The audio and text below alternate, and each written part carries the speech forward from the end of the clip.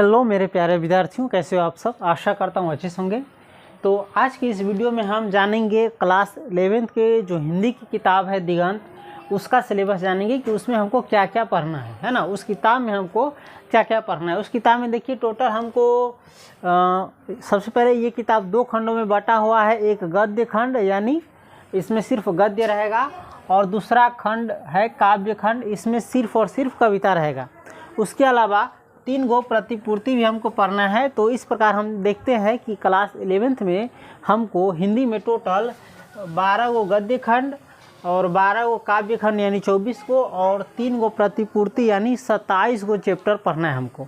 इसके अलावा अगर आप पूरी सिलेबस कंप्लीट करना चाहते हैं तो आपको इसके साथ ही व्याकरण पढ़ना पड़ेगा। लेकिन फिलहाल हम ये जानते हैं कि हिंदी में हमको क्या क्या पढ़ना है, और इससे आप सिर्फ और सिर्फ इस विषय सूची से आप परीक्षा में जो है 10 से ज़्यादा नंबर प्राप्त कर सकते हैं। 10 से ज़्यादा नंबर इससे आता है, 10 लगभग तो ऑब्जेक्टिव में ही आ जाएगा, है ना।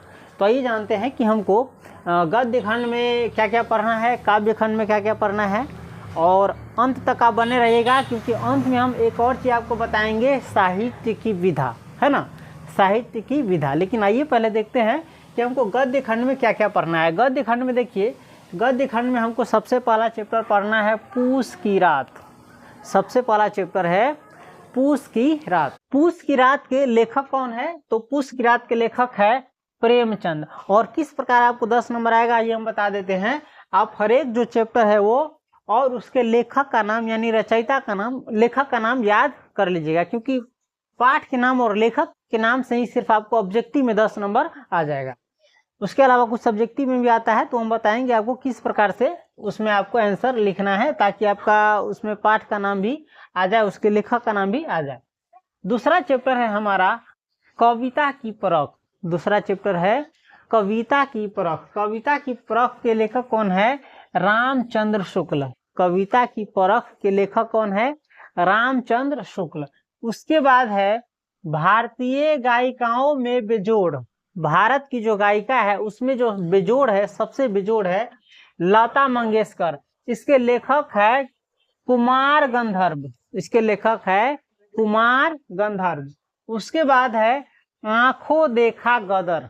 आंखों देखा गदर। आंखों देखा गदर के लेखक है विष्णु भट्ट गोडसे वरसाईकर। विष्णु भट्ट गोडसे वरसाईकर। उसके बाद है चलचित्र। चलचित्र। चलचित्र के लेखक कौन है? सत्यजीत राय। चलचित्र के लेखक कौन है? सत्यजीत राय। उसके बाद है मेरी वियतनाम यात्रा। मेरी वियतनाम यात्रा। मेरी वियतनाम यात्रा के लेखक है भोला पासवान शास्त्री। भोला पासवान शास्त्री। उसके बाद है सिक्का बदल गया। सिक्का बदल गया। 7वां चैप्टर है सिक्का बदल गया। सिक्का बदल गया के लेखक है कृष्णा सोबती। कृष्णा सोबती। उसके बाद है हमारा उतरी स्वप्न परी, यानी आसमान से उतरी स्वप्न परी, सपनों की परी। इसके लेखक है फणीश्वर नाथ रेणु। फणीश्वर नाथ रेणु। उसके बाद है एक दीक्षांत भाषण। एक दीक्षांत भाषण। एक दीक्षांत भाषण के लेखक है हरिशंकर परसाई। हरिशंकर परसाई। उसके बाद है सूर्य। सूर्य के लेखक है ओदोलेन एस्मेकल। ओदोलेन एस्मेकल। उसके बाद है भोगे हुए दिन, यानी गुजारे हुए दिन, जो दिन अच्छे से गुजारे हुए हैं। भोगे हुए दिन के लेखक है मेहरू निस्सा परवेज। मेहरू निस्सा परवेज। उसके बाद है बुनियादी शिक्षा, आधारभूत शिक्षा। इसके लेखक है कृष्ण कुमार। कृष्ण कुमार। तो इस प्रकार ने आपने देखा गद्य खंड में टोटल हमको कितना चैप्टर पढ़ना है और क्या क्या पढ़ना है। उसके बाद आ जाइए काव्य खंड। काव्य खंड में क्या रहता है? सिर्फ और सिर्फ कविता रहता है। काव्य खंड में क्या रहता है? सिर्फ और सिर्फ कविता। और गद्य खंड में क्या रहता है? कविता को छोड़कर बाकी जो भी चीज है, कहानी, लेख, निबंध, नाटक, एकांकी इत्यादि, वो सब रहता है। गद्य खंड में देखिए हमको 4 गो पद पढ़ना है। आप विषय सूची में देखिएगा तो ये नहीं लिखा हुआ होगा, सिर्फ पद लिखा हुआ लाइन से 1, 2, 3 और 4 में पद लिखा हुआ हो रहेगा। पहला पद का लेखक है विद्यापति, दूसरा पद का लेखक है कबीर, तीसरा पद के लेखक है मीराबाई और चौथे पद का लेखक है सहजोबाई। लेकिन इस प्रकार से आपको उसमें पता नहीं चलेगा कि वो पद कौन सा है, तो इसके लिए हम आपको नाम भी लिख दिए। देखिए काव्य खंड में सबसे पहला पद है, देखिए सबसे पहला चैप्टर में, देखिए सबसे पहला चैप्टर में 2 पद है ना।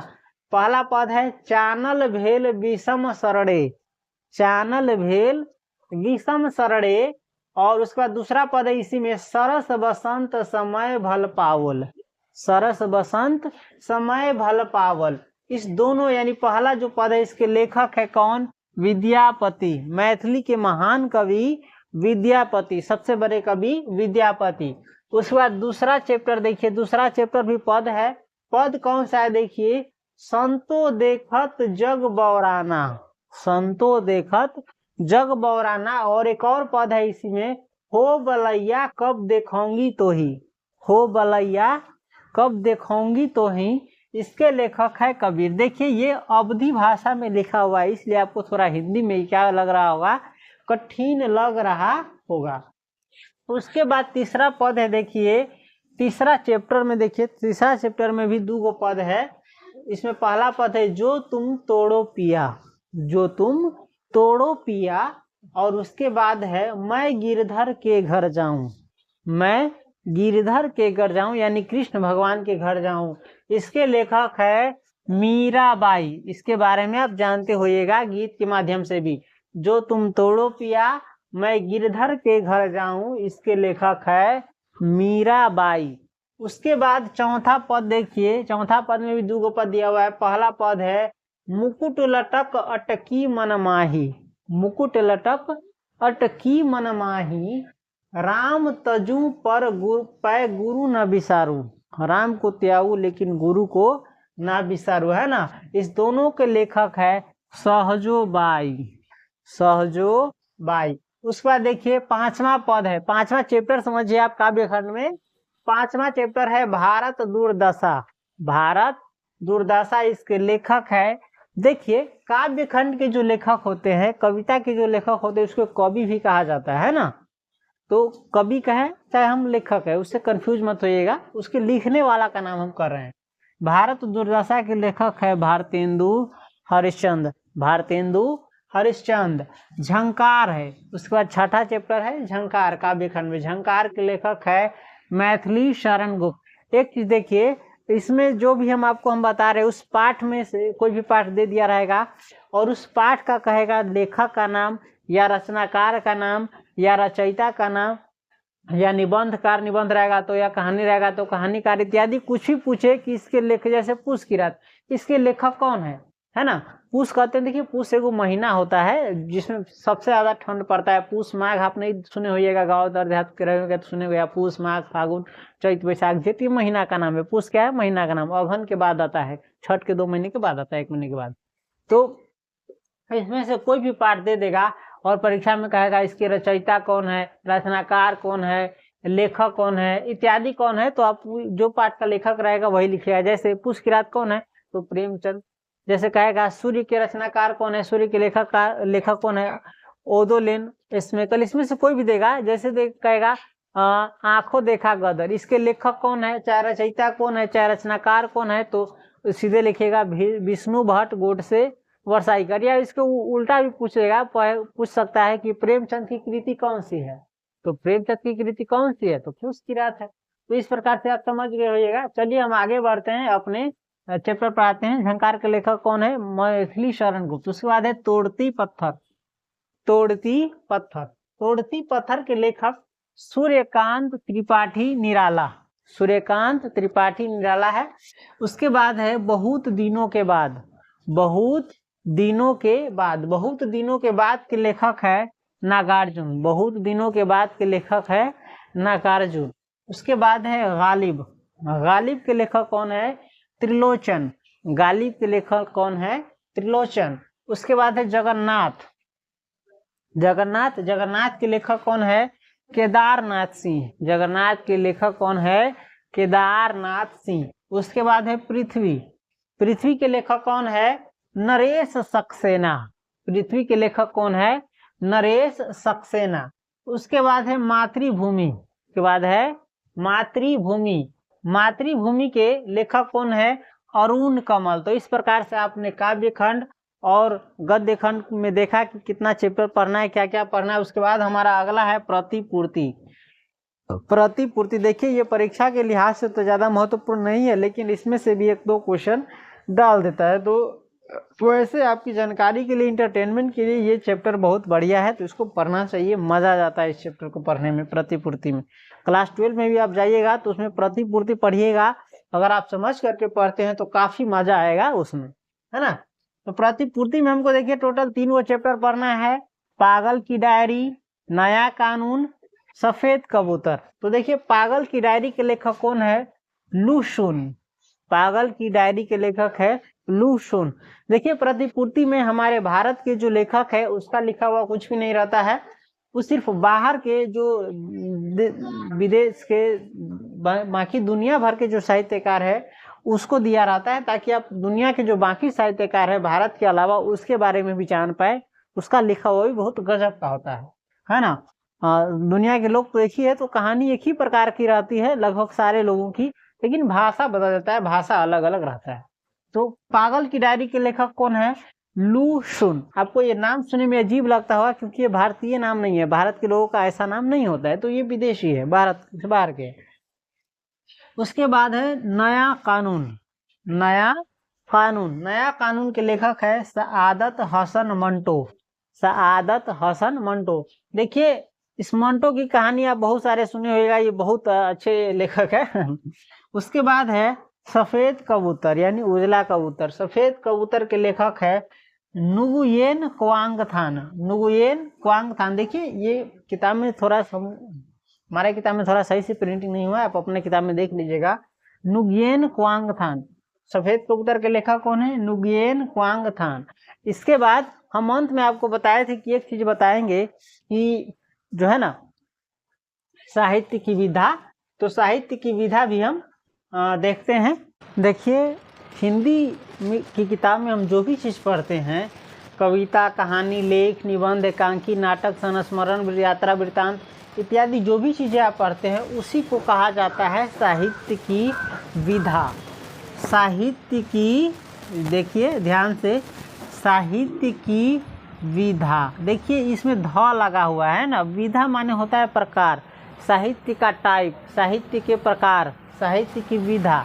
एगो आप पढ़े होइएगा, ये होता है विद्या, द में य लगा रहता है, वि द या, विद्या से बना है विद्यार्थी, चाहे विद्या ग्रहण करने वाला, पढ़ाई लिखाई वाला, अध्ययन संबंधी चीज। लेकिन ये विद्या नहीं है, ये विधा है। ये ध लगा हुआ है, देख सकते हैं आप, विधा। विधा माने होता है प्रकार। तो देखिए इसी में सबसे पहला देखिए पूस की रात। परीक्षा में पूछेगा आपसे पूस की रात साहित्य की कौन सी विधा है? पूस की रात साहित्य की कौन सी विधा है? तो साहित्य की बहुत प्रकार से विधा होती है, तो साहित्य की विधा कौन है? पूस की रात क्या है? कहानी है। पूस की रात क्या है? कहानी। अगर लेखक का नाम पूछे तो प्रेमचंद, वो अलग चीज़ है ना। तो हम आपको बताए थे कि हर जो पाठ है और उसके लेखक का नाम याद रख लीजिएगा, क्योंकि इसी से परीक्षा में आपको 10 नंबर आ जाएगा। उसके अलावा विधा भी आप फटले से याद रख लीजिएगा। पूस की रात साहित्य की कौन सी विधा है? तो कहानी है। उसके बाद कविता की परख, कविता की जांच या कविता का परख साहित्य की कौन सी विधा है? तो निबंध है। क्या है? निबंध है। और ये कैसा निबंध है? वैचारिक निबंध है। बहुत सा विधा होता है साहित्य की, तो ये कौन सा निबंध है? वैचारिक निबंध है। उसके बाद है, हाँ, अगर काव्य खंड में से पूछे कि ये साहित्य की कौन सी विधा है, तो कविता रहता है, समझ गए। भारतीय गायिकाओं में बेजोड़ लता मंगेशकर, ये क्या है? तो ये भी निबंध है। ये क्या है? निबंध है। और कैसा निबंध है? तो व्यक्ति परक निबंध है। अगर पूछे कैसा निबंध है, तो ये व्यक्ति परक निबंध है। इसका मतलब होता है व्यक्ति के ऊपर निबंध, किसी व्यक्ति के ऊपर लिखा गया निबंध।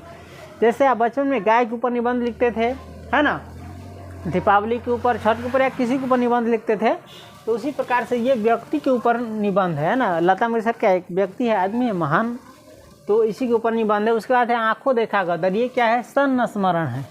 संस्मरण है, ये जिस स्मृति में रह गया, याद रह गया, जो देखा है उसको लिखा है। उसके बाद है चलचित्र। चलचित्र क्या है? ये भी निबंध है। ये साहित्य की कौन सी विधा है? निबंध है। तो ये निबंध किस पर है? तो फिल्म पर है, फिल्म पर है। फिल्म पर है, देखिए थोड़ा सा धूल मिट्टी गर्दा उड़ रहा है सामने, तो हवा बह रहा है तो थोड़ा दिक्कत कर रहा है। उसके बाद है मेरी यात्रा, मेरी वियतनाम यात्रा। ये क्या है? वृतांत है। ये क्या है? वृतांत है। देखिए यात्रा, कहीं पर ये यात्रा करने गए हैं, घूमने गए हैं, उसी के बारे में जो देख करके आए उसको लिख रहा है, तो उसको कहते हैं यात्रा वृतांत। उसके बाद सिक्का बदल गया। ये क्या है? साहित्य की कौन सी विधा है? तो कहानी है। उत्तरी स्वप्न पर, ये क्या है? रिपोर्टाज है, रिपोर्ट है। एक दीक्षांत भाषण का, ये व्यंग्य है। क्या है? व्यंग्य है।